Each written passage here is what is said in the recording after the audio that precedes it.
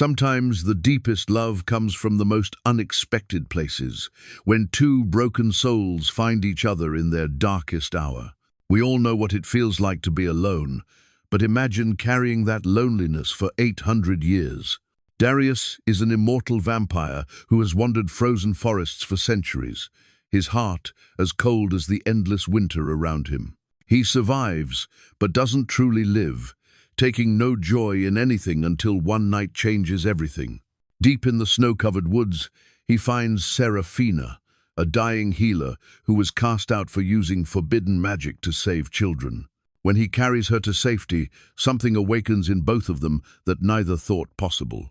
As days turn to weeks in an abandoned abbey, they discover a love that defies everything they believed about themselves. But Seraphina's life is tied to an ancient prophecy, and saving her soul might cost Darius the one thing he's found worth living for. Will love prove stronger than fate itself? Before we jump back in, tell us where you're tuning in from, and if this story touches you, make sure you're subscribed because tomorrow I've saved something extra special for you. The obsidian pendant around her neck caught what little moonlight filtered through the skeletal branches above, its black surface pulsing with the faintest trace of magical essence. Darius had lived through 8 centuries of endless nights, yet he had never seen anything quite like the woman half buried in the snow before him.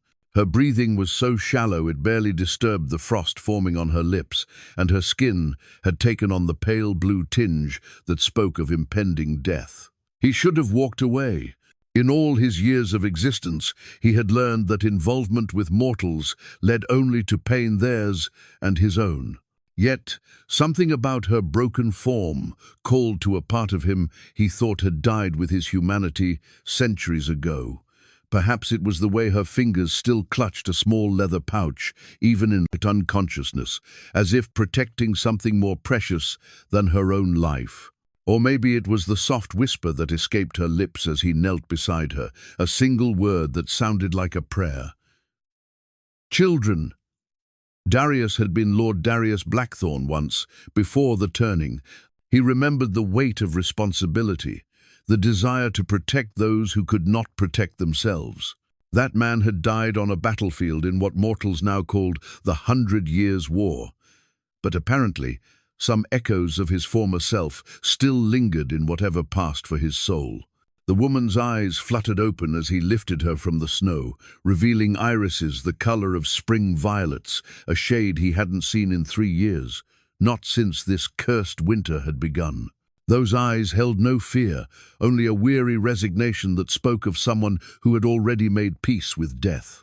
It was that acceptance, that quiet dignity in the face of the inevitable, that decided him. "Please," she whispered, her voice barely audible over the wind that howled through the ancient trees. "The children in Mill Haven, did they survive the plague?" Even dying, she thought of others. Darius felt something crack inside his chest, a sensation he hadn't experienced in centuries. He had heard whispers of the plague that had swept through the eastern villages, claiming entire families. He had also heard darker whispers of a healer who had used forbidden magic to save what lives she could, only to be branded a witch and driven into the wilderness. "Rest now," he murmured, surprised by the gentleness in his own voice. "You are safe." She studied his face with those remarkable eyes, and he wondered what she saw there. Did she recognize the predator beneath the careful mask of humanity he wore? If she did, she showed no sign of it. Instead, her lips curved into the faintest of smiles before consciousness left her again. The abandoned Abbey of St. Moira rose from the frozen landscape, like the skeleton of some great beast, its Gothic spires reaching toward a starless sky. Darius had claimed it as his sanctuary decades ago, drawn by its remoteness and the lingering traces of old magic that seemed to discourage unwanted visitors. The building had been magnificent once, before war and time had left it in ruins. Now it served as a refuge for a creature who belonged neither to the world of the living nor truly to the realm of the dead. He carried the woman through the great doors, their hinges protesting with a groan that echoed through the vaulted ceiling. The nave, once filled with worshippers seeking salvation, now held only shadows and the memory of prayers long since forgotten. But in the eastern wing, Darius had created something approaching comfort chambers, warmed by ever-burning fires, fed by his supernatural will, furnished with remnants salvaged from the surrounding ruins. He laid her on the bed in what had once been the abbess's quarters, her small frame seeming even more fragile against the dark velvet coverlet. The obsidian pendant continued its weak pulsing, and as he studied it more closely, he recognized the ancient symbols carved into its surface. This was no mere ornament, but a focus for healing magic, its power nearly depleted from whatever desperate acts she had performed in her final days of freedom. As he removed her snow-soaked cloak, the tattered garment that marked her as a healer, trained in the old ways, memories surfaced unbidden. He remembered his sister Elena, who had possessed a gift for mending both wounds and broken hearts. She had been killed in the same battle that claimed his mortal life, and he had carried the guilt of failing to protect her for every night since his turning. This stranger, this dying healer, had the same gentle strength he remembered in Elena's hands, the same willingness to sacrifice herself for others, the same fool's courage that put compassion above self-preservation. Over the following hours, he tended to her with a care that surprised him. He had nearly forgotten what it felt like to touch another being without the intent to feed or to kill. Her fever burned like a forge fire, and in her delirium she spoke of children saved from plague, of a grandmother who had taught her the old ways, of magic that flowed like silver light through her veins. "The roses," she murmured during one of her more lucid moments, her eyes finding his across the dimly lit chamber. "Did you see the roses blooming in the snow?" He had seen no roses, but something in her voice made him wish he had. There was such hope in her words, such faith in the possibility of beauty surviving in the darkest of winters. It had been centuries since he had allowed himself to hope for anything beyond mere existence. Her name, he learned from her fevered whispers, was Seraphina, a name that meant the burning one in the old tongue. It suited her, this woman who seemed to carry an inner flame that not even approaching death could extinguish. She had been raised by her grandmother in the mountains, trained in the healing arts that predated the current religious orthodoxy by thousands of years. When plague came to the village of Millhaven, she had descended from her sanctuary to save what lives she could, knowing full well that her methods would be branded as witchcraft. "Worth it," she whispered during the darkest hour before dawn, when her fever reached its peak. Every child saved was worth it. Darius found himself sitting vigil beside her bed, as he had not done since his mortal days. There was something profoundly peaceful about watching over someone else's sleep, about being trusted with such vulnerability. He had forgotten that trust could exist without fear, that gentleness could be offered without expectation of reward. As the night wore on, he began to notice subtle changes in the abbey around them. The ever-present chill that had settled into the stones seemed less bitter. The shadows that had felt oppressive for so long now seemed merely protective. Most remarkably, where drops of melted snow from her cloak had touched the floor, tiny green shoots were beginning to push through cracks in the ancient stone. When Seraphina's fever finally broke near dawn, she opened her eyes with a clarity that had been absent since he found her. She studied him for a long moment, taking in his pale skin, his too perfect features, the way he cast no reflection in the polished surface of the water basin beside her bed. "You're one of the old blood," she said simply, without accusation or fear. "The vampires of legend." Darius tensed, waiting for the inevitable scream, the desperate attempt to flee. Instead, she struggled to sit up, wincing as her weakened body protested the movement. "Thank you," she said, her voice gaining strength with each word. "I felt myself dying in the snow. You saved my life, knowing what I am, knowing what you are. That speaks to a nobility that transcends species." Her acceptance stunned him. In 8 centuries, he had never encountered a mortal who looked upon his true nature without horror. Even those who had served him in his darker days had done so out of fear or desperate need, never from understanding or dare he think it trust. "You should be afraid," he said, his voice rougher than intended. "You don't know what I've done, what I've taken." Seraphina managed a weak smile. "We all carry darkness, my lord. What matters is what we choose to do with the light that remains." Outside, the first tentative rays of dawn began to penetrate the abbey's high windows. Darius should have retreated to his chambers, should have put distance between himself and this dangerous temptation toward something resembling hope. Instead, he found himself asking the question that had haunted him since finding her. The children in Millhaven, did they truly survive? Her smile brightened, transforming her entire face. All, 23 of them. The fever broke in each child I touched, and the plague moved on without claiming a single young life in that village. 23 children. 23 futures preserved by a woman who had known the cost of her compassion would be exile and likely death. Darius felt something shift inside him, a sensation like ice cracking on a river in spring.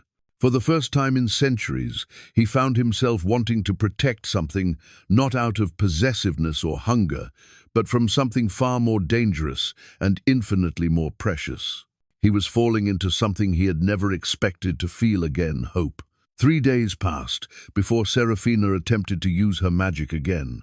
Darius had watched her grow stronger, color returning to her cheeks as she moved about the abbey with increasing confidence. She had explored the ruins with the curiosity of someone who understood the weight of history, running her fingers along carved stone angels and whispering prayers in the old tongue that predated the current faith by millennia. It was the sound of rushing water that drew him to the abbey's ancient garden on the 4th morning. Where once had stood a fountain dedicated to Saint Moira, now flowed a spring of crystal-clear water, steam rising from its surface in the frigid air. Seraphina knelt beside it, her hands cupped beneath the flow, and in her palms rested 3 smooth river stones that glowed with inner fire. "Healing stones," she murmured, sensing his presence without turning. "My grandmother taught me to find them in places where the earth's blood runs closest to the surface. I haven't seen any glow this brightly since I was a child." Darius approached slowly, mesmerized by the soft radiance emanating from the stones. The light pulsed in rhythm with Seraphina's heartbeat, and he could feel power radiating from them like heat from a forge.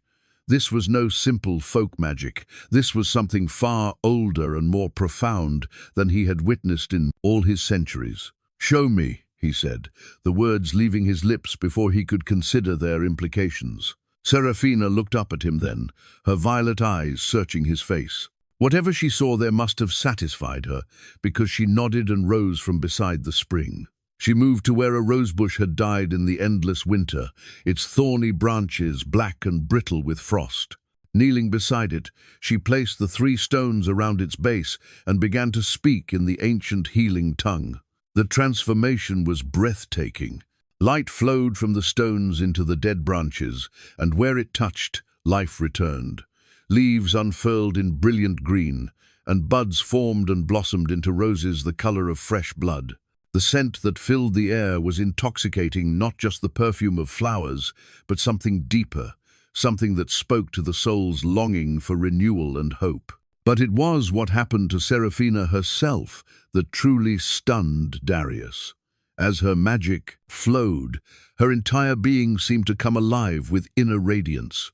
Her skin took on a pearl-like luminescence, her hair caught fire with silver highlights, and her eyes blazed with power that made them appear almost otherworldly. This was how she must have looked when she saved those children, like an angel of mercy, descended from whatever realm such beings called home. When the healing was complete and the roses bloomed in defiance of winter, Seraphina swayed on her knees. Darius caught her before she could fall, and the moment his skin touched hers, something electric passed between them. He felt her power like a shock through his entire being, while she gasped as if she had been burned. "What are you?" she whispered, her hands pressed against his chest where his heart should have been beating. "I told you. I'm vampire, a creature of the night, sustained by blood and cursed to—" "No," she interrupted, her eyes wide with wonder rather than fear. "I can sense your true nature beneath the curse. You were meant for something far greater than what was forced upon you." Before he could ask what she meant, the peaceful moment was shattered by the distant sound of horses and hounds. The hunting party had been tracking her for days, and they had finally found the abbey. Seraphina's face went pale as the baying of the hounds grew closer. "They've come for me," she said, struggling to her feet. "I have to go. I won't bring danger to your sanctuary." Darius felt something fierce and protective surge through him, an emotion he had not experienced since his mortal days. The thought of these hunters laying hands on Seraphina, of them dragging her away to face whatever twisted justice they thought she deserved, filled him with a rage that made his fangs extend and his eyes blaze with predatory fire. "You're not going anywhere," he said, his voice carrying the authority of 8 centuries. "This is holy ground, and you are under my protection." The first of the cooler pod, hunters appeared at the abbey's gates just as the sun reached its zenith.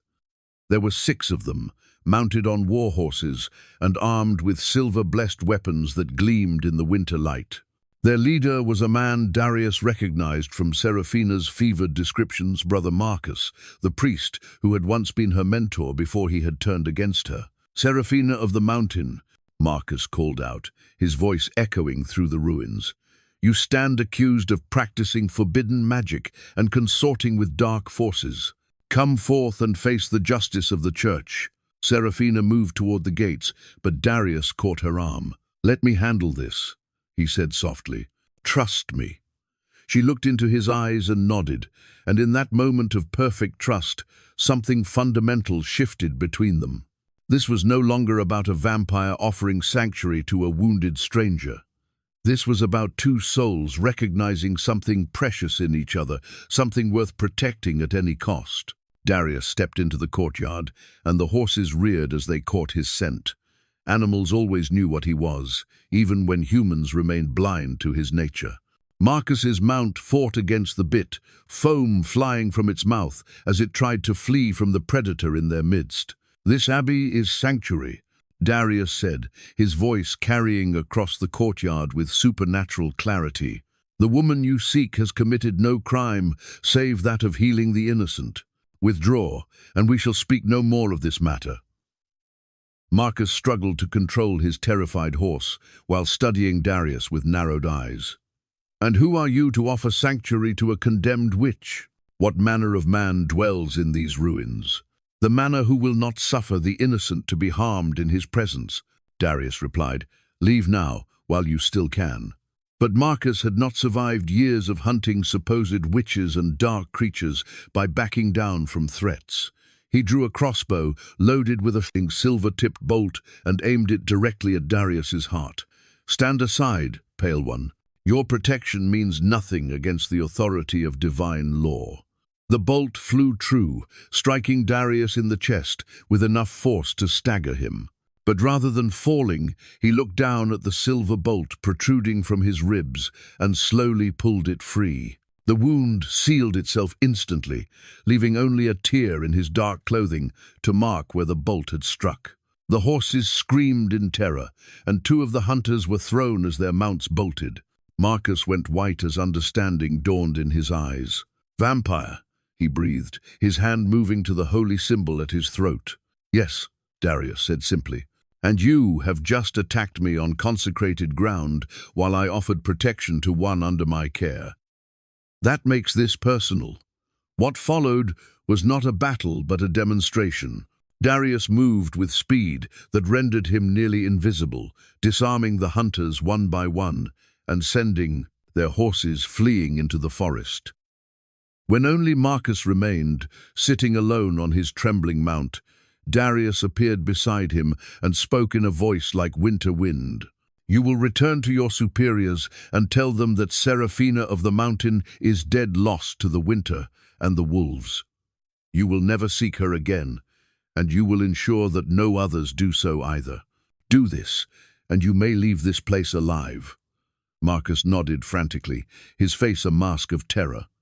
As he spurred his horse toward the forest, Darius called after him, "Remember, she is dead to your world now.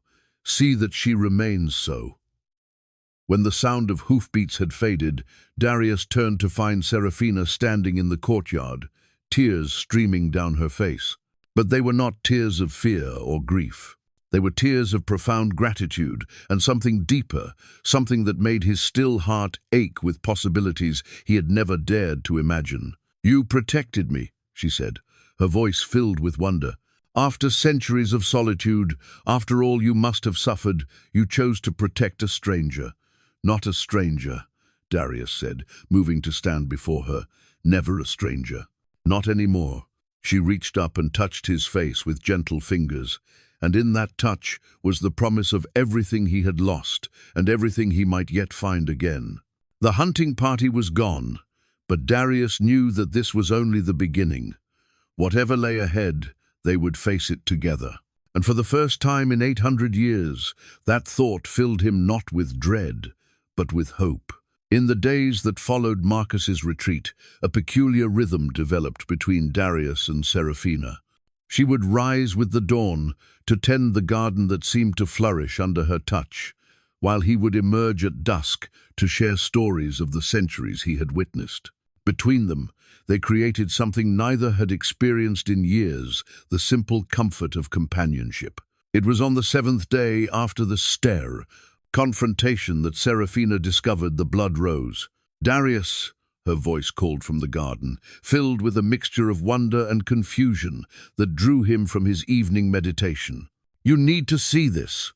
He found her kneeling beside the fountain, staring at a single rose that had bloomed overnight among the healing stones.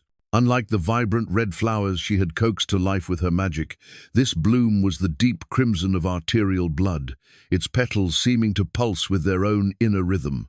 More unsettling still, it grew from soil where a few drops of his blood had fallen when he had been wounded by the silver bolt. "I've never seen anything like it," Seraphina murmured, her fingers hovering just above the flower without quite daring to touch it.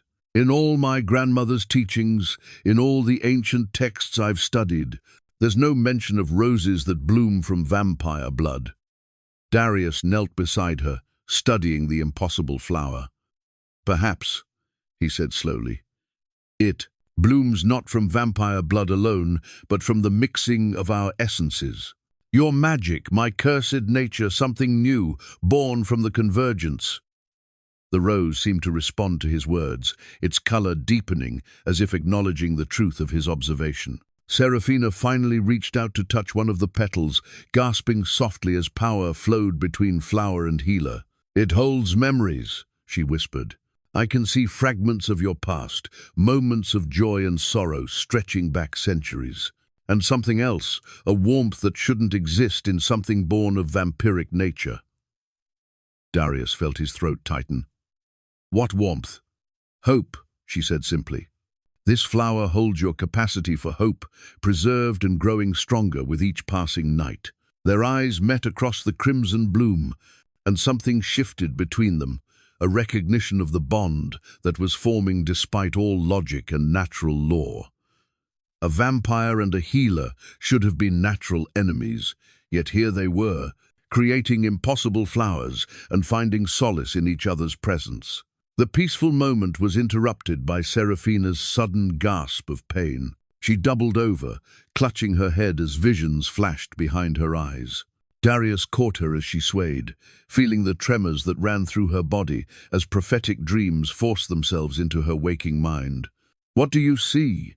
he asked, supporting her weight as she struggled against the overwhelming images. "Darkness," she whispered, her voice strained.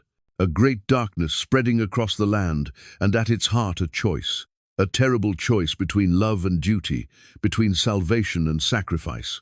Her grip on his arm tightened. "I see you, Darius, standing before an altar of bones, and I see myself offering you something precious beyond measure." The vision passed, leaving her shaking and pale in his arms. Darius felt a chill that had nothing to do with the winter air. Prophetic dreams had plagued his kind for centuries, usually heralding great change or terrible loss. That Seraphina should experience them so vividly suggested that their fates were becoming intertwined in ways that transcended mere chance. "Rest," he murmured, lifting her easily and carrying her back to the warmth of the abbey. Visions can be treacherous things. Not all futures that present themselves come to pass. But even as he spoke the comforting words, Darius couldn't shake the feeling that this particular vision held the weight of inevitable truth. That night, as Seraphina slept deeply under the influence of a mild, healing herb, Darius found himself compelled to hunt. The confrontation with Marcus and his men had awakened appetites he had long suppressed, and the scent of Seraphina's blood, so pure, so rich with magical essence, had become a constant temptation. He told himself he was protecting her by seeking sustenance elsewhere, but deep down, he knew the truth was more complex. He was afraid of what he might do if his control slipped. The village of Thornwick lay half a day's journey from the abbey, its inhabitants unaware that death stalked their streets in the form of an elegant gentleman with pale skin and eyes like winter stars. Darius had fed here before, taking only what he needed from those who would not be missed travelers, criminals, those whose absence would cause no great mourning. But tonight, as he moved through the shadowed alleys, something felt different. The hunt that had once been as natural as breathing now felt foreign, distasteful. When he cornered his chosen prey, a cutthroat who had been terrorizing the local merchants, Darius found himself hesitating at the moment of the bite. The man's blood, when he finally fed, tasted flat and bitter compared to the memory of Seraphina's scent. More troubling still, he found himself taking only what was necessary to sustain his existence, leaving his victim alive, but drained, rather than delivering the clean death that had been his usual practice. He was becoming something different, something softer, and the realization both thrilled and terrified him.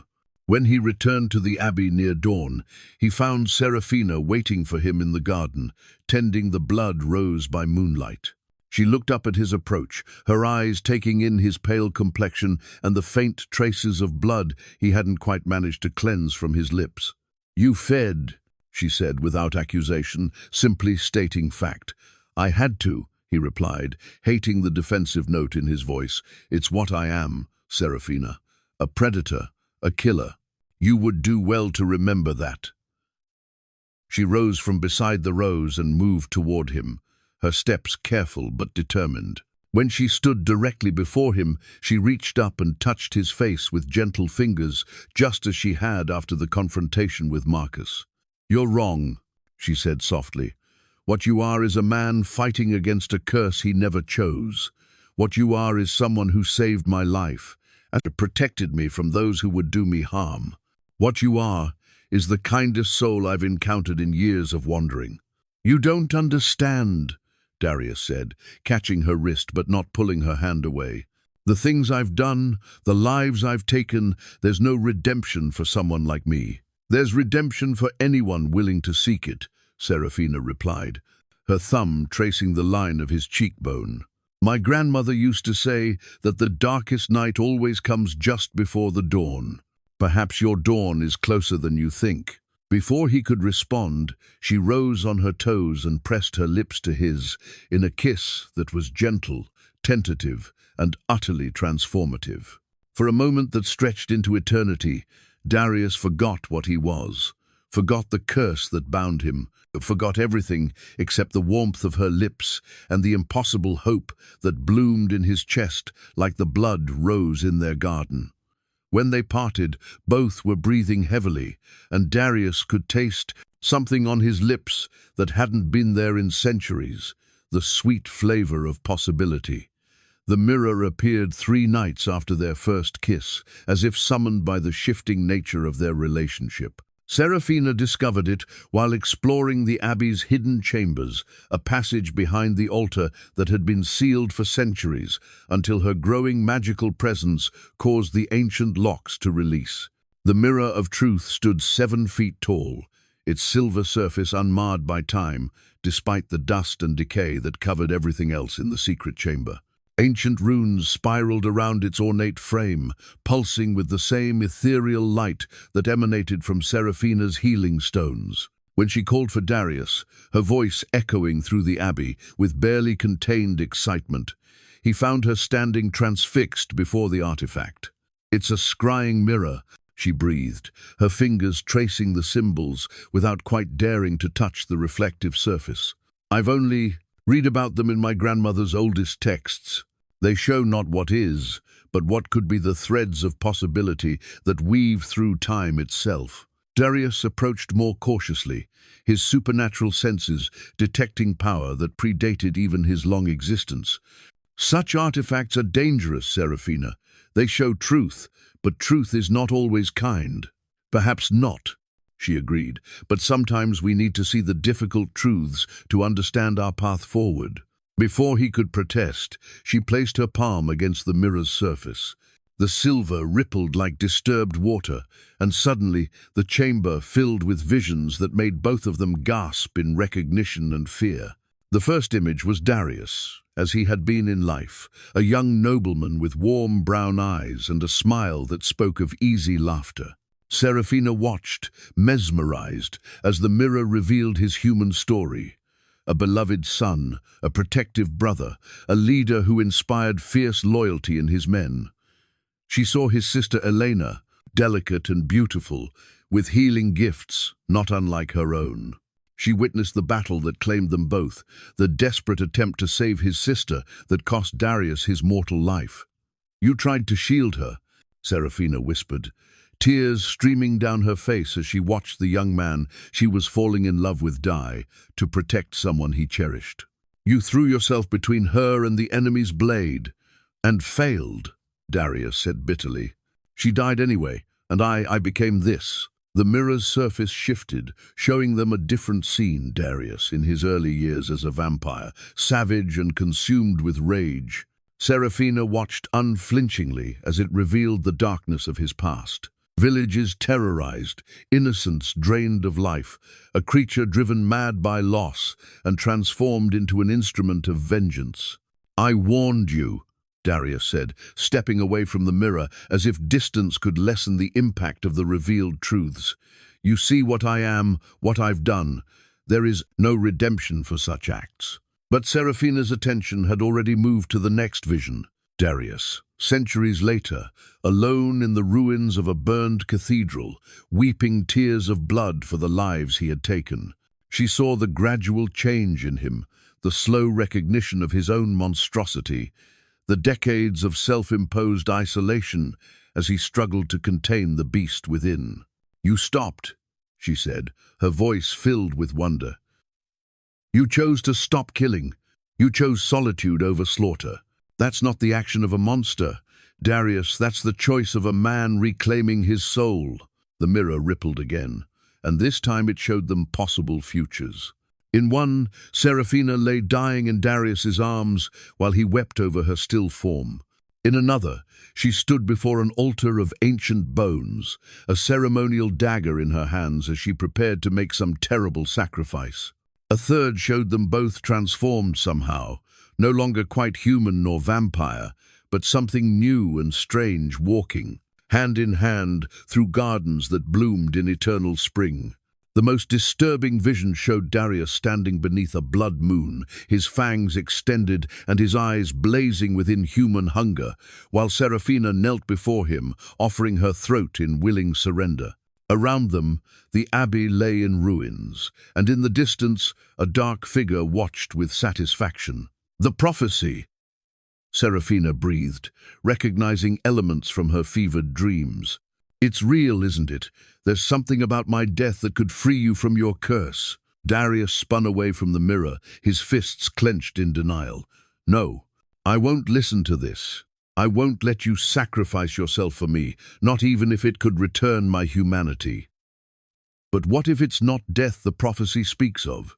Seraphina pressed, her mind working through the implications of what they had seen. "What if it's transformation? What if there's a way for both of us to become something new?" The mirror seemed to respond to her words. showing them one final vision, the two of them as they were now, but surrounded by others like them. Vampires and healers working in harmony, the ancient covenant between their kinds restored. At the center of this impossible scene stood an ornate chalice, its surface gleaming with silver and gold. The soul-bound chalice, Seraphina whispered, her grandmother's stories suddenly taking on new meaning. She told me tales of it when I was young, a relic that could bind souls across the boundaries of life and death. I thought they were just stories. Before Darius could respond, the mirror's surface went dark, leaving them alone in the chamber, with only the echo of possibilities and the weight of destinies they had never chosen. Seraphina turned to find him staring at her with an expression of such longing and fear that it broke her heart. "What are you thinking?" she asked softly. "I'm thinking," he said slowly, "that for 800 years I believed my only hope of peace lay in finding a way to end my existence. Now, looking at you, I find myself hoping for something far more dangerous, a future I could never have imagined." She moved to him then, taking his cold hands in her warm ones. "Tell me about her, about Elena."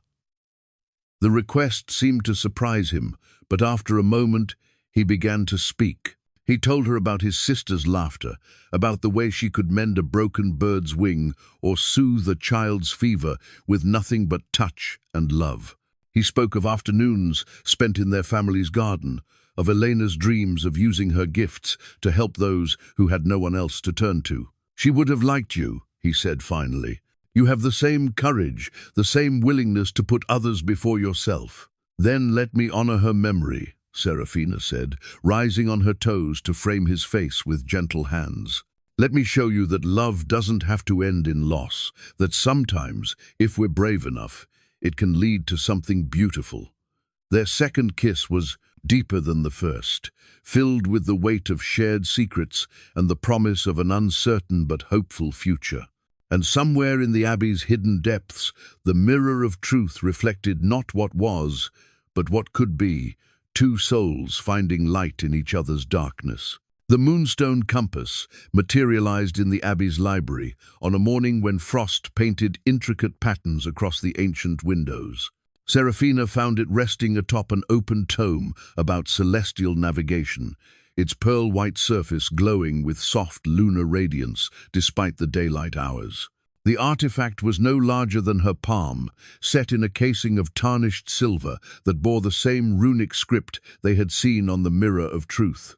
"Another gift from the abbey's past," Darius observed when she showed him her discovery.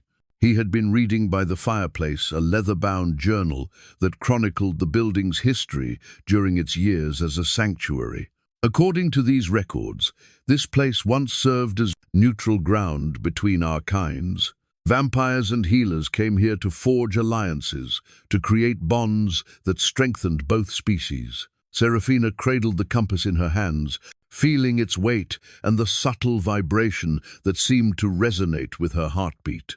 "What does it do?" "Legend claims it points toward one's deepest desire," Darius replied, though his voice carried a note of uncertainty. "Truth be told, I'm not entirely certain I want to know what mine might be." Curiosity proved stronger than caution.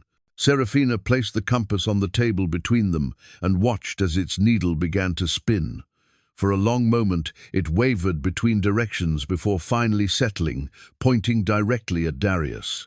Her cheeks flushed as she realized what this meant about her own heart's desire. "Your turn," she said softly. Darius hesitated before taking the compass in his cold hands. The needle spun more slowly this time, as if uncertain, before finally pointing not toward Seraphina, as she had expected, but toward the garden where the blood rose bloomed.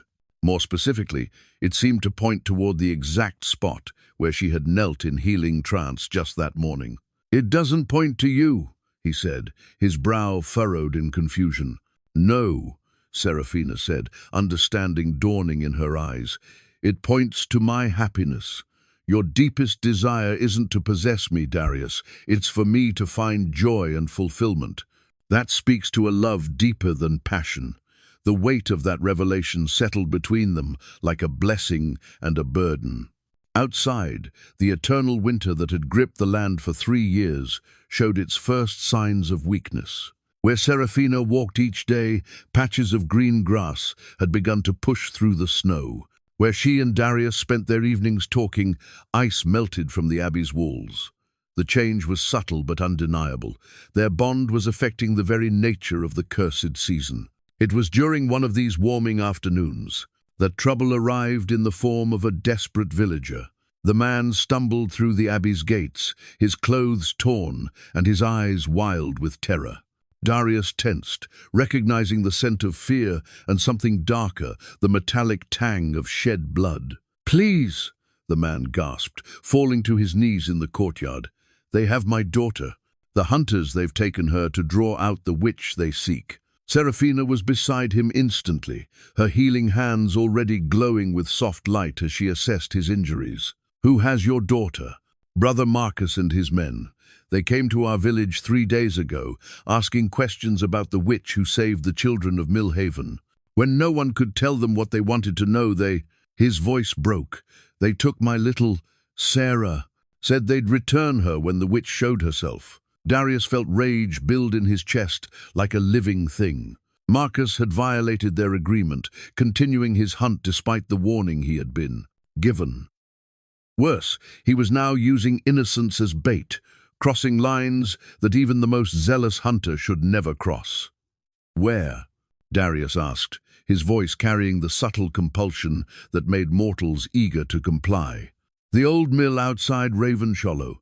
They've made it into a fortress of sorts, with silver-blessed barriers and enough holy water to kill any dark creature that approaches." Seraphina looked up from tending the man's wounds, her face set with determination that Darius recognized all too well. "We have to help her." "No," Darius said firmly. "This is clearly a trap meant for you. Marcus knows you won't be able to ignore a child in danger." "Which is exactly why I have to go," Seraphina replied, rising to face him with that stubborn courage that had first drawn him to her. "I won't let an innocent child suffer because of me." Their first real argument erupted there in the courtyard, with the desperate father watching in bewilderment as vampire and healer faced off, over questions of duty and protection. Darius argued for caution, for strategy, for anything that would keep Seraphina safe from Marcus's trap. She countered with compassion, with the healer's oath that put the welfare of innocents above personal safety. "You can't save everyone, Seraphina," Darius said, his frustration bleeding through his usual composure. "And you certainly can't save them by walking into an obvious snare." "Perhaps not," she replied, her violet eyes blazing with inner fire. "But I can't call myself a healer if I don't try. That little girl is afraid and alone because of me. How can I live with myself if I don't at least attempt to help her?" The argument might have continued indefinitely, if not for the sudden appearance of another figure in the abbey's garden. An elderly woman materialized near the fountain, her form translucent and shimmering with otherworldly light. She wore the robes of a healer, and around her neck hung an obsidian pendant, identical to Seraphina's. "Grandmother," Seraphina breathed, recognizing the spirit despite the years that had passed since their last meeting. The ghostly figure smiled with infinite love and pride. "Child of my heart, you stand at a crossroads greater than you know. The choice you make in the coming hours will echo through generations yet unborn. Tell me what to do," Seraphina pleaded. "How can I save the child without walking into Marcus's trap?" "You cannot," her grandmother replied gently, "but perhaps the trap is not meant for you alone. Sometimes the greatest magic comes from the willing cooperation of opposing forces, vampire and healer, darkness and light, curse and blessing." The spirit turned to Darius, her ancient eyes holding wisdom that made even his centuries seem brief. "Young vampire, you have spent so long alone that you have forgotten the strength that comes from true partnership. Your beloved does not seek to exclude you from danger, she seeks to include you in a salvation." Before either could respond, the ghostly healer began to fade. Remember the old covenants, the bonds that once made our kinds allies rather than enemies. What was broken long ago can be mended, but only through sacrifice willingly shared. And with those words, she was gone, leaving only the scent of mountain herbs and the echo of ancient wisdom. The Chronicle of Covenants lay open before them on the abbey's altar, its pages yellowed with age, but its words still clear in the dying light of evening. Seraphina had discovered it in the same hidden chamber as the mirror of truth, wrapped in silk that had somehow preserved it through centuries of neglect. As she and Darius read by candlelight, the true history of their kinds unfolded like a revelation. "Listen to this," Seraphina said, her finger tracing a passage written in the ancient healing tongue. "In the year of the Black Death, when pestilence swept across the known world, the vampire lord Aldrich Ravencrest formed an alliance with the healer, Lirelei the White. Together, they stemmed the tide of death that threatened to consume both mortal and immortal alike." Darius leaned closer, his shoulder brushing hers as he studied the illuminated text. "Ravencrest was my maker's predecessor. I remember stories of him, how he was different from other vampires of his era, more controlled, more purposeful. Because he had a healer as his bonded companion." Seraphina breathed, understanding dawning in her eyes. "Look here, it describes the ritual of covenant. A vampire and healer could bind their essences together, creating something greater than either could achieve alone. The vampire gained the ability to heal as well as harm, while the healer gained immortality and enhanced power. The pages revealed more. Vampire-healer pairs, serving as guardians of the balance between life and death, their combined abilities allowing them to perform miracles that neither species could accomplish in isolation. They had been the secret keepers of the supernatural world, the bridge between human and inhuman realms. "What happened to them?" Darius asked, though he suspected he already knew the answer. Seraphina turned several pages, her expression growing sorrowful as she read. "Fear. The church declared the covenants blasphemous. Vampire lords grew jealous of their bonded brothers' power. Human kings saw them as threats to mortal authority. One by one, the covenanted pairs were hunted down and destroyed, until none remained." Darius finished, the weight of lost history settling heavily upon him. "None remained," Seraphina agreed. "And without the balance they provided, both our kinds began to decline. Vampires became more monstrous, driven by hunger and isolation.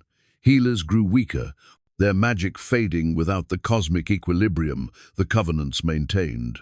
As if responding to their newfound understanding, the obsidian pendant around Seraphina's neck began to pulse more brightly. Blood rose in their garden bloomed larger, its crimson petals unfurling to release a fragrance that spoke of ancient magic's awakening. But their scholarly pursuits were interrupted by an urgent discovery. The man whose daughter had been taken, Thomas was his name, had fallen into a deep sleep after Seraphina had tended his wounds.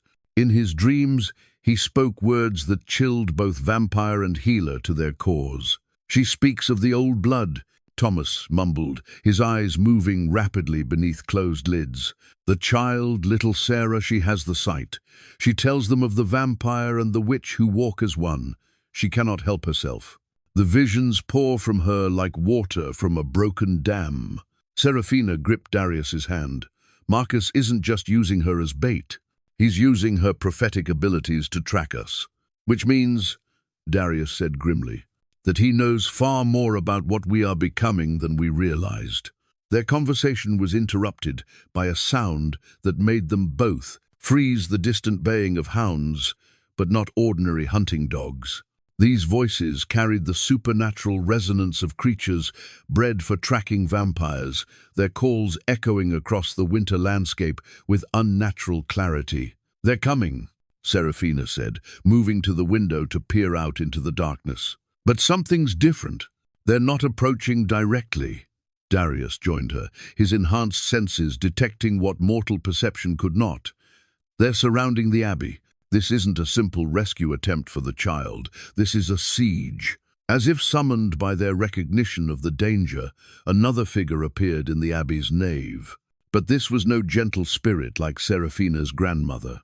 The vampire who materialized from shadow and moonlight was ancient beyond measure, his presence filling the space with power that made even Darius take an instinctive step backward.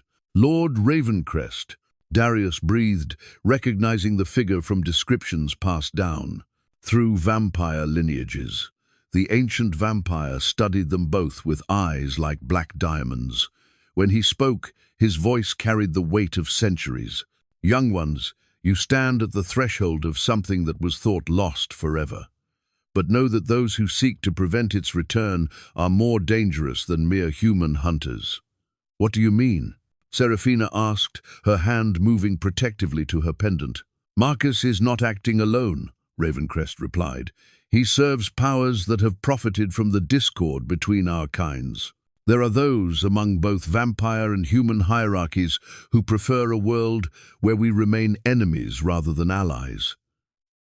He moved to the chronicle, his translucent fingers hovering over the ancient text. The ritual of covenant requires more than love, more than willingness. It requires sacrifice from both parties, but not death. Rather, it demands the surrendering of what each holds most precious about their individual natures. What would that mean? For us? Darius asked. For you, vampire, it would mean releasing your connection to the hunt, to the predatory nature that has defined you for centuries. For you, healer, it would mean accepting that some forms of darkness can serve light, that destruction and creation are merely different faces of the same cosmic force. Seraphina felt a chill of understanding. The prophecy about willing sacrifice. It's not about one of us dying for the other. Indeed, Ravencrest confirmed, it is about both of you choosing to become something new, something that transcends the limitations of your separate natures. But the window for such transformation is narrow. The forces gathering against you will not allow you many opportunities to complete the ritual. The ancient vampire began to fade as dawn approached. The child is indeed at the mill, but she is also the key to everything. Her prophetic gift has shown her the truth of what you could become together. Save her, and you save not just one innocent life, you preserve the knowledge needed to restore the covenant. How do we reach her? Darius called after the fading spirit. Together, came Ravencrest's final words, as it was meant to be from the beginning. Trust in the bond you have forged, and let it guide you through the trials ahead. As the last traces of the ancient vampire disappeared with the rising sun, Seraphina and Darius looked at each other with new understanding. They were no longer simply vampire and healer falling in love. They were the potential restoration of an alliance that could change the world. The attack came at midnight, when the moon hung like a silver coin against the star-scattered sky. Seraphina and Darius had spent the evening preparing defenses, weaving her healing magic with his vampiric strength to create barriers that would protect the abbey's sacred ground. They had not expected Marcus to strike so soon, nor with such overwhelming force. The first wave consisted of corrupted hunters, men who had once served the church, but had been twisted by dark magic into something barely human. Their eyes glowed with unnatural light, and their bodies moved with the jerky, uncontrolled motions of marionettes, guided by a malevolent will. Behind them came Marcus himself, no longer the simple priest Seraphina remembered, but transformed into something that made even Darius recoil in horror. What has he become? Seraphina gasped, watching as Marcus floated above the abbey's courtyard, his form wreathed in shadows that seemed to devour light itself. Something that should not exist, Darius replied, his fangs extending as battle instincts took hold. He has willingly corrupted himself with vampire blood, but without the ritual of turning. He's neither human nor vampire, he's an abomination. The battle was fierce but brief. Seraphina's magic flowed like silver lightning, healing Darius's wounds as quickly as the corrupted hunters could inflict them, while his supernatural strength and speed carved through their ranks with lethal efficiency. But it was when Marcus himself descended to face them that everything changed. "You think you understand love, little witch?" Marcus snarled, his voice carrying harmonics that belonged to no mortal throat. "You think your bond with this creature of darkness makes you special?" He raised a ceremonial chalice that gleamed with inner light, not the warm radiance of holy artifacts, but something colder, more calculating. The soul-bound chalice, the very relic mentioned in the Chronicle of Covenants, but wrong somehow, its silver and gold surface tainted with veins of black that pulsed like corrupted blood. "I have the true chalice," Marcus continued, his corrupted features twisting with triumph. "The one that will bind your essences to my will, not to each other. You will become my weapons, my immortal servants, and through you I will command both vampire and healing magic." Seraphina felt her blood turn to ice. This was not the simple rescue mission they had expected. This was a trap designed to steal their very souls. But as Marcus raised the chalice to begin his dark ritual, something extraordinary happened. The obsidian pendant around Seraphina's neck suddenly blazed with light, so pure it made the corrupted chalice crack. At the same moment, the blood rose in their garden, released a wave of power that washed over the entire abbey like a benediction. "Impossible," Marcus breathed, staggering backward as his false chalice began to crumble in his hands. "The covenant was broken centuries ago. There are no more bonded pairs." "There are now," said a new voice, and Seraphina's heart leaped as she recognized the speaker. Little Sarah emerged from the shadows behind Marcus, but she was no longer the terrified child her father had described. The 8-year-old girl blazed with prophetic power, her eyes holding the wisdom of ages as she spoke in a voice that carried the authority of cosmic truth. "The chalice you carry is false," Sarah declared, her small hand pointing at the crumbling artifact in Marcus's grip. "It was forged from greed and corruption, designed to bind rather than unite. But the true soul-bound chalice exists wherever vampire and healer choose love over fear." As she spoke, a miracle occurred. The space between Seraphina and Darius began to shimmer, and from that shimmer emerged a chalice of breathtaking beauty. This was the true artifact, not made of metal but of crystallized light and shadow, its form shifting between silver radiance and gentle darkness like the interplay of day and night. "The covenant does not require an external vessel," Sarah continued, her prophetic sight allowing her to see truths hidden from ordinary perception. "It requires only willing hearts and souls brave enough to transcend the boundaries imposed by fear." Marcus screamed in rage, lunging toward the child with claws that had erupted from his fingertips. But Darius was faster, intercepting the corrupted hunter and bearing him to the ground in a struggle that shook the very foundations of the abbey. "Seraphina," Darius called out as he wrestled with Marcus, "the chalice, take it. If the ritual can save us both." "No," Seraphina said firmly, moving to stand beside the true chalice as understanding flooded through her. "Not save us, transform us into something new, something that has never existed before." The revelation hit her like lightning. The prophecy had never been about her death or Darius's redemption. It had been about both of them choosing to become something unprecedented, the first vampire healer covenant in centuries, but evolved beyond what had come before. "The old covenants bound one vampire to one healer," she said, pieces of the cosmic puzzle falling into place. "But we could become something more, a true fusion of essences, neither fully vampire nor fully healer, but partaking of both natures in perfect balance." Sarah nodded, her child's face radiant with otherworldly knowledge. "But the choice must be made freely, by both, with full understanding of what will be lost and what will be gained." "What would we lose?" Darius asked, even as he continued to struggle against Marcus's inhuman strength. "Your vampiric immortality," Sarah replied to Darius. "Your pure connection to healing magic," she said to Seraphina. "Both would be transformed into something new, a shared immortality based on love rather than blood, magic that could both heal and protect, create and preserve." "And what would we gain?" Seraphina pressed. "The power to restore the balance between light and darkness in this world," Sarah said.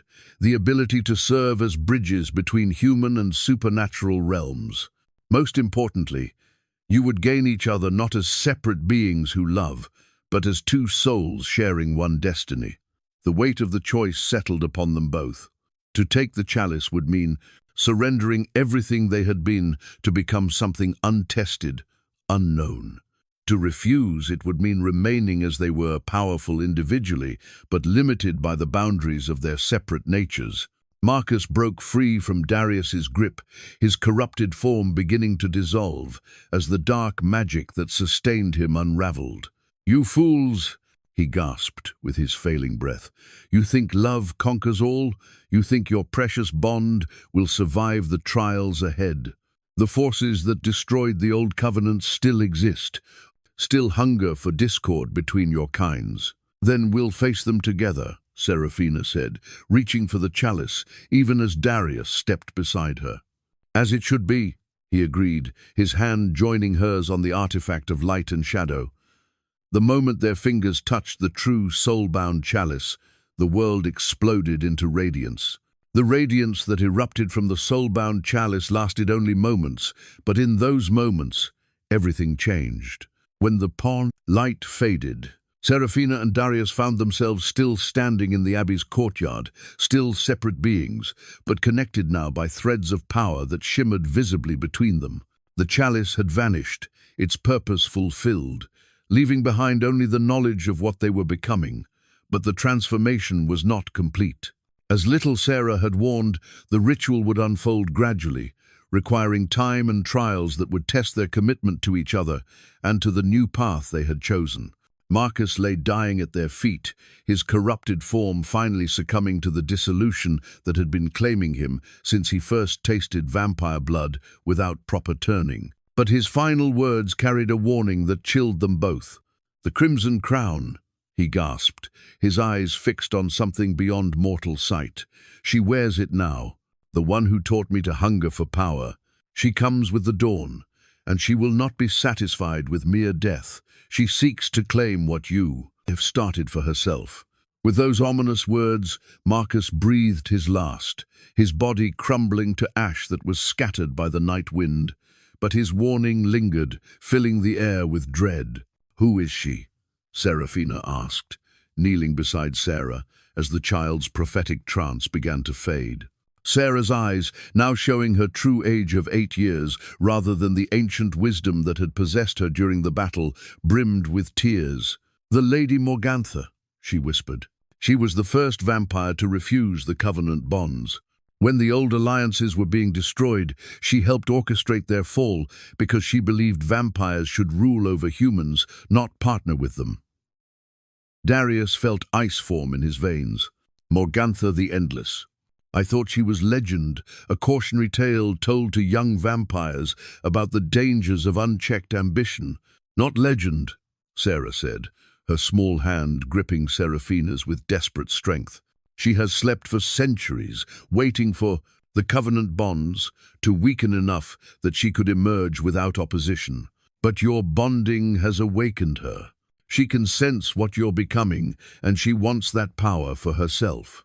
The child's prophetic sight showed them glimpses of what approached, an ancient vampire of unimaginable power, accompanied by an army of the corrupted and dispossessed. But more terrifying than her strength was her intelligence. Morgantha had spent centuries planning her return, gathering allies and resources, studying the weaknesses of both vampire and human defenders. "She wears the Crimson Crown," Sarah continued, her voice growing stronger as the visions clarified. "An artifact that allows her to command the darkness itself. Where she walks, light dies and hope withers. She can corrupt healers with a touch, turning their life-giving magic into instruments of decay. As if summoned by their discussion of her, a presence made itself known at the edge of the abbey's grounds. Not Morgantha, being herself not yet but her herald, a creature that had once been human but had been so thoroughly corrupted by vampire blood and dark magic that it bore no resemblance to its original form. The herald spoke in a voice like breaking glass. "Lady Morgantha offers terms."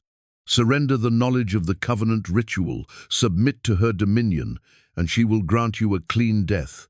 Refuse, and she will ensure that your transformation becomes a source of eternal torment rather than transcendent love. Tell your mistress, Darius replied, his voice carrying the authority of his noble heritage, that we decline her generous offer. The herald laughed, a sound that made the abbey's stones weep frost. So be it. She arrives with the dawn, and with her come forces that will make Marcus's corruption seem like a child's game.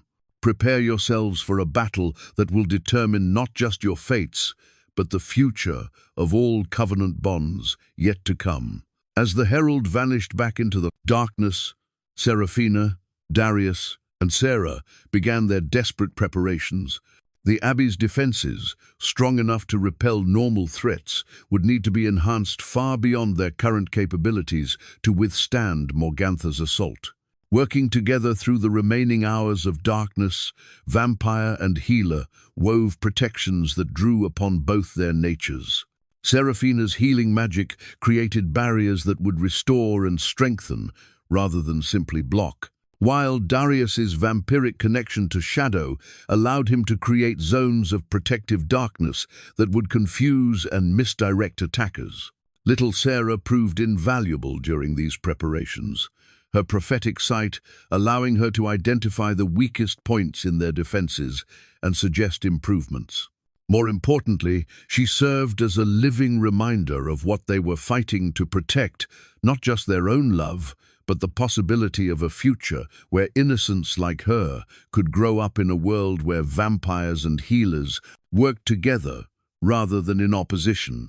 As the first pale traces of dawn began to touch the eastern horizon, Sarah shared one final vision that changed everything. The Crimson Crown isn't just a tool of corruption, she said, her eyes wide with newfound understanding. It's a prison. Morgantha isn't wearing it by choice. She's trapped by it, driven by its hunger for power and dominion. Long ago, when she first rejected the covenant bonds, she sought a different path to immortal strength.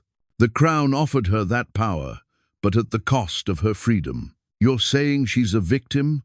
Seraphina asked, though her healer's instincts had already begun to sense the truth in the child's words. A victim and a victimizer both, Sarah replied. The crown feeds on her hatred and ambition, but it also amplifies them beyond her ability to control. She's been its slave for centuries, believing herself its master.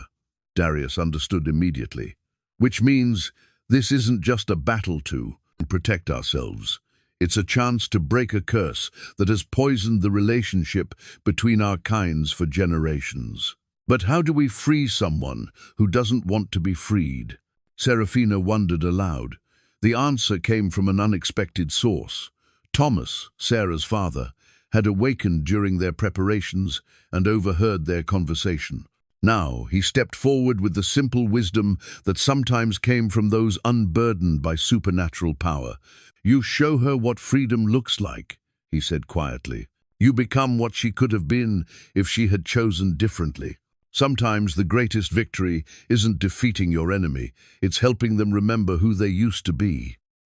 As the sun crested the horizon, bringing with it the promise of Morgantha's arrival, Seraphina and Darius stood together in the abbey's courtyard.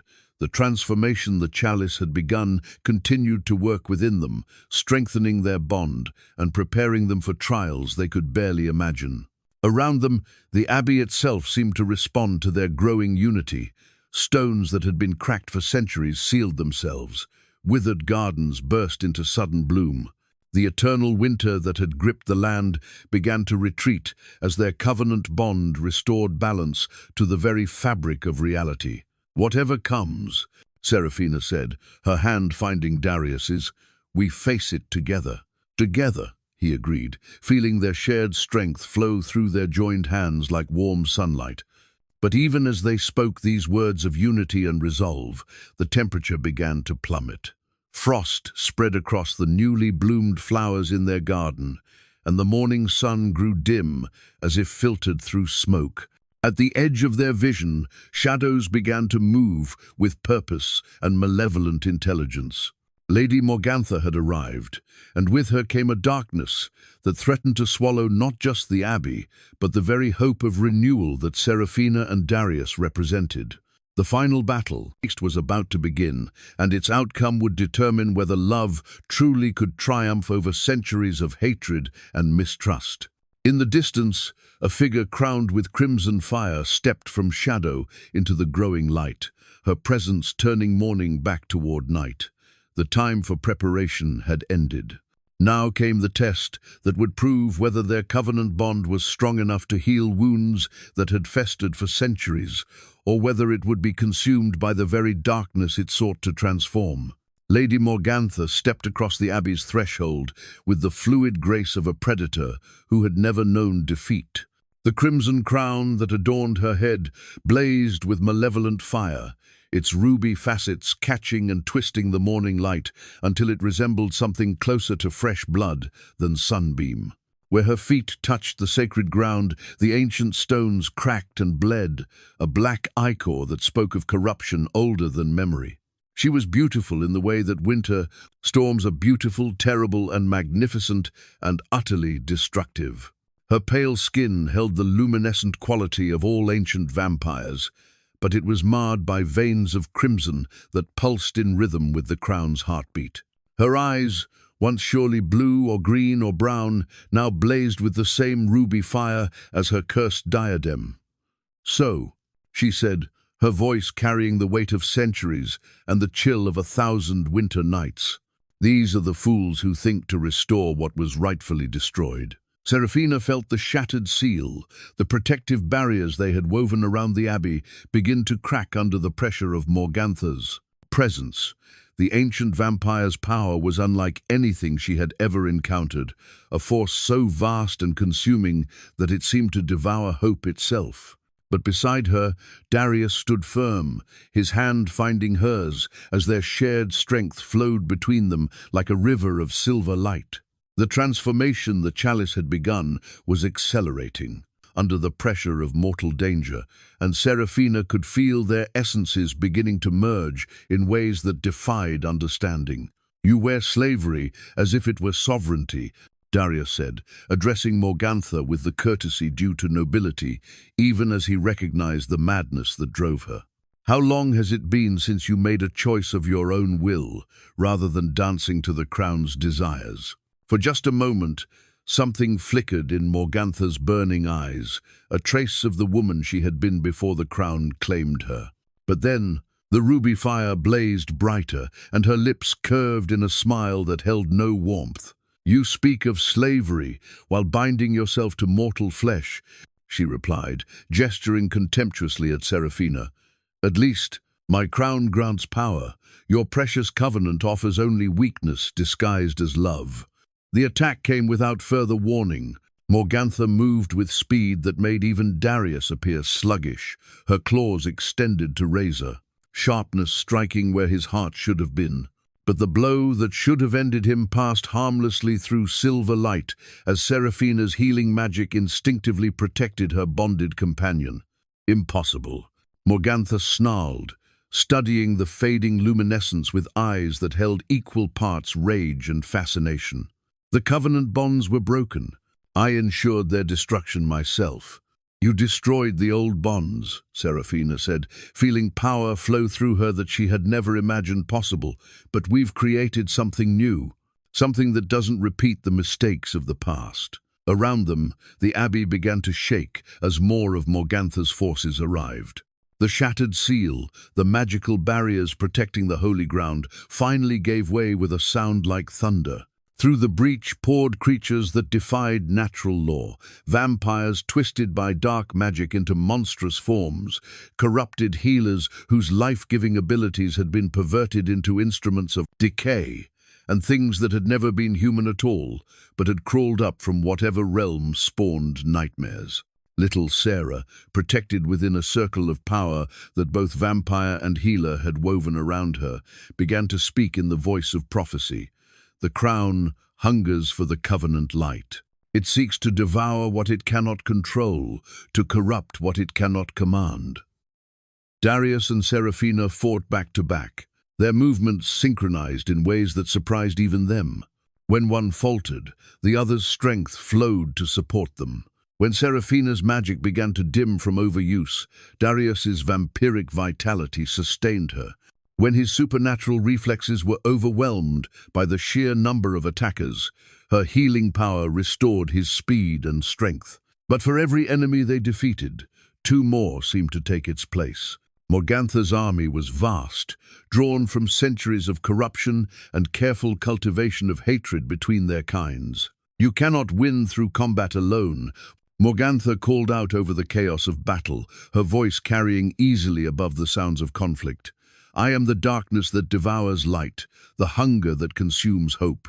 Your pretty bond means nothing against power that has fed on despair for 1,000 years." She raised her hand, and the crimson crown blazed with energy that made the air itself scream. The abbey's ancient stones began to crack and crumble as her power pressed against the very foundations of the holy place. But as the walls began to fall around them, Seraphina felt something extraordinary happening. The transformation that had begun with the chalice was reaching a crescendo, and she could sense Darius experiencing the same phenomenon. They were becoming something unprecedented, not vampire, not healer, but a perfect fusion of both natures. "Now," she whispered to Darius, understanding flooding through their shared consciousness, "whatever we're becoming, it's time." Together, they reached for power that existed beyond the boundaries of their individual selves, calling upon the covenant bond that was no longer just forming but fully manifesting. The battle was about to enter its final phase. The power that erupted from Seraphina and Darius's complete bonding was unlike anything the abbey had ever witnessed. Light and shadow danced together in perfect harmony, creating something that was neither purely healing magic nor vampiric strength, but an entirely new force that made the very air sing with possibility. Morgantha stumbled backward, her ancient features twisting with shock as she beheld what they had become. The crimson crown upon her head blazed brighter, its fire now tinged with something that might have been fear. "This cannot be," she whispered, her voice losing some of its terrible authority. "I destroyed the covenant bonds. I watched them burn. I ensured that vampire and healer would never again threaten the natural order." "You destroyed the old way," Seraphina said, her voice now carrying harmonics that belonged to both human and vampire speech. "But you cannot destroy love itself. You cannot break bonds forged in willing sacrifice and mutual trust." Darius stepped beside her, their movements so perfectly synchronized that they seemed to share a single consciousness. The transformation had changed him as well. His vampiric pallor now held warm undertones, and his eyes blazed with silver fire rather than predatory hunger. "Look around you, Morgantha," he said, gesturing to the battlefield, where her corrupted armies struggled against the growing light that emanated from the bonded pair.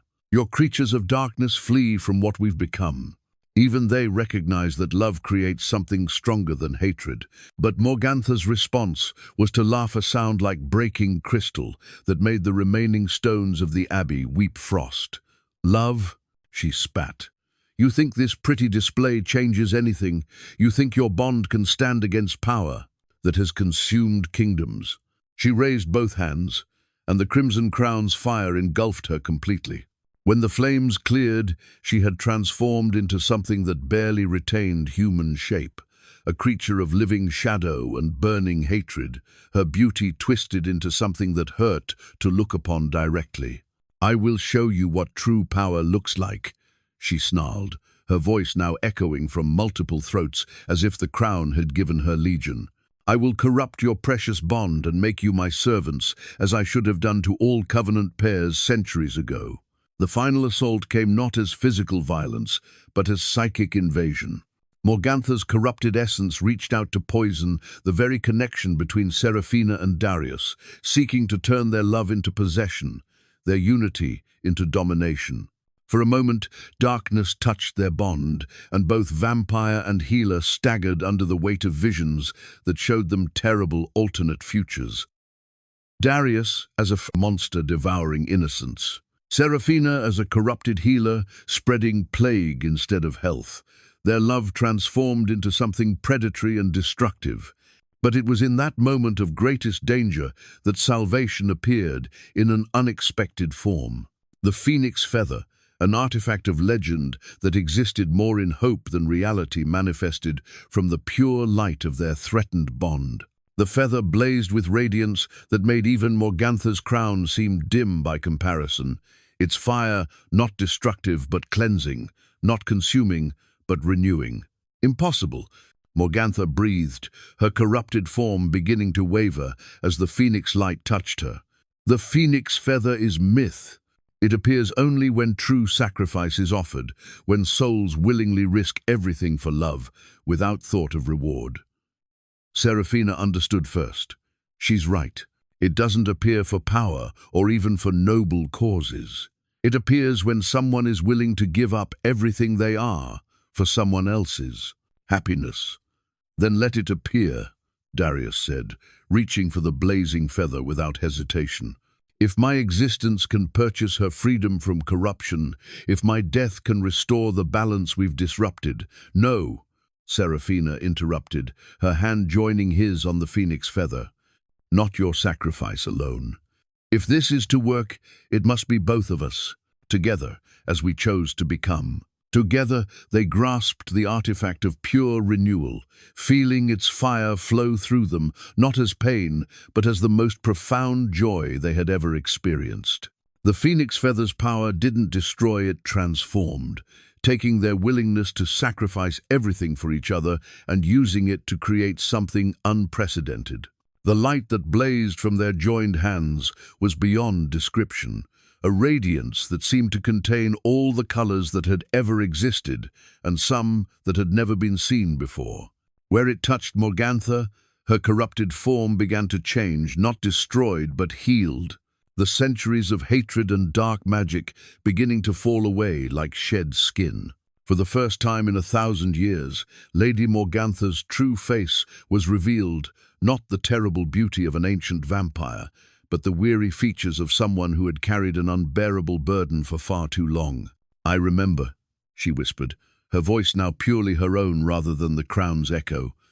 "I remember who I was before the hunger for power consumed me. I remember." Her voice broke. "I remember what I destroyed in my fear of being vulnerable." The crimson crown cracked, its ruby fire flickering as the bonds that had enslaved its wearer for centuries began to dissolve. Around them, the corrupted army collapsed, their dark magic failing as its source was cleansed. But the greatest transformation was yet to come. 6 months had passed since the battle that changed everything, and the Abbey of St. Moira stood renewed in ways that defied both nature and expectation. Where once crumbling stones had marked centuries of decay, now walls of living crystal caught and reflected the morning light. Gardens bloomed in eternal spring, their beds filled with flowers that existed nowhere else in the world, blossoms that partook of both healing magic and vampiric immortality. At the heart of it all grew the eternal rose, born from the ashes of the crimson crown and nurtured by the love that had transformed 2 broken souls into something unprecedented. The flower was neither fully red nor white, but a shimmering combination that shifted between light and shadow as it caught the eye. Its petals never fell, its bloom never faded, and its fragrance carried on the wind a promise that love could indeed conquer the darkest of curses. Seraphina knelt beside the rose on this particular morning, her hands glowing with the soft radiance that marked her transformed nature. She was no longer purely human, having gained the immortal resilience of vampiric blood while retaining her healing gifts. More remarkably, her magic had evolved beyond simple mending. She could now heal wounds of the spirit as well as the flesh, offering redemption to those who had lost their way in darkness. "The delegation from the northern courts arrives today," Darius said, emerging from the abbey with the quiet grace that marked his own transformation. He retained his vampiric strength and senses, but the curse of bloodlust had been replaced by something far more sustaining, the ability to draw life from light itself. from the joy and hope his presence brought to others. "And the Southern Healers' Conclave?" Seraphina asked, rising from her garden work. "Tomorrow at sunset, Lady Morgantha has done remarkable work as our envoy. Few would have believed that vampire and healer could work together if they hadn't seen her own transformation with their own eyes." Morgantha herself appeared as if summoned by their conversation, no longer the terrible figure who had once sought to corrupt their side. Bond. Free from the crown's influence, she had revealed herself to be a gifted diplomat and strategist. Her centuries of experience now turned toward building bridges rather than walls between the supernatural species. The silver circlet she now wore, forged from the remnants of the shattered crown, enhanced rather than enslaved, allowing her to sense deception and offer wisdom without compelling obedience. "The northern delegation brings interesting news," she said, settling gracefully onto a bench beside the eternal rose. "3 more covenant pairs have formed in the past month. Young vampires and healers who heard stories of what happened here and chose to risk everything for love." Seraphina felt her heart lift at the news. When she and Darius had first bonded, they had hoped merely to save themselves and perhaps one innocent child. They had never imagined that their choice would inspire others to seek the same transformation. Are they struggling with the process? Darius asked. The early stages of covenant bonding were delicate, requiring careful guidance to avoid the pitfalls that had destroyed so many attempts in the past. "Some initial difficulties, but nothing that proper mentoring cannot address," Morgantha replied. "That young vampire from the eastern mountains, Kirin, I believe his name is, and the healer Liana have made remarkable progress. Their bond has already begun to affect the perpetual storms that have plagued that region for decades." The 3 of them walked together through the abbey grounds, past the quarters they had prepared for visitors seeking their own covenant bonds, and the workshops where vampire and healer worked side by side to create artifacts that could benefit both species. The sight never failed to fill Seraphina with wonder, former enemies collaborating not out of necessity, but from genuine friendship and shared purpose. They found little Sarah in the library, now 9 years old, and showing signs of becoming one of the most gifted prophetic healers of her generation. Her father Thomas served as the abbey's administrator, his practical wisdom proving invaluable in managing the daily complexities of their growing community. "The patterns are shifting again," Sarah announced without looking up from the ancient texts she studied. Her prophetic abilities had stabilized after the battle, allowing her to see possibilities rather than being overwhelmed by inevitable futures. "More covenant pairs will form in the coming year than in the past 3 centuries combined." "And the resistance?" Darius asked. Not everyone welcomed the restoration of vampire-healer alliances. Fear and prejudice died hard deaths, and there were factions among both species that preferred the old ways of mutual suspicion. "Weakening," Sarah replied, with the confidence of someone who had seen truth written in the stars. Hard to argue against results. The plague outbreaks in the southern provinces ended within weeks of the covenant pair arriving. The vampire court in the Western Reach has reported no unauthorized feedings since they accepted healer advisors. As evening approached, they gathered, as had become their custom, around the eternal rose for their daily reflection. This was perhaps the most precious part of their new existence, the quiet moments when vampire and healer, ancient and young, gathered to share the day's experiences and plan for tomorrow's challenges. "I've been thinking about Elena again," Darius said softly, speaking of the sister he had failed to save so many centuries ago. "I used to carry guilt like armor, believing that my failure to protect her defined me. But now I understand that love doesn't end with loss. It transforms into something that can inspire others to choose hope over fear." Seraphina took his hand, feeling the warmth that now flowed between them, as naturally as breathing. "She would be proud of what you've become, what we've all become." "The old world is ending," Morgantha observed, her voice carrying neither sadness nor regret. "The age of separation, of vampire and healer as natural enemies, passes into history. What rises to replace it will be something our ancestors could never have imagined. As night settled over the abbey and the eternal rose began to glow with its own inner light, Seraphina reflected on the journey that had brought them to this moment. She had been a dying woman in the snow, exiled and abandoned by those she had tried to help. Darius had been a creature of darkness, cursed to wander alone through endless nights. Morgantha had been a slave to power and hatred. Now they were something new, entirely proof that even the deepest wounds could heal, that even the most bitter enemies could become allies, and that love truly was the most powerful magic of all. The eternal rose bloomed brighter in the darkness, its light visible for miles around, a beacon for other lost souls seeking their own path from darkness into light.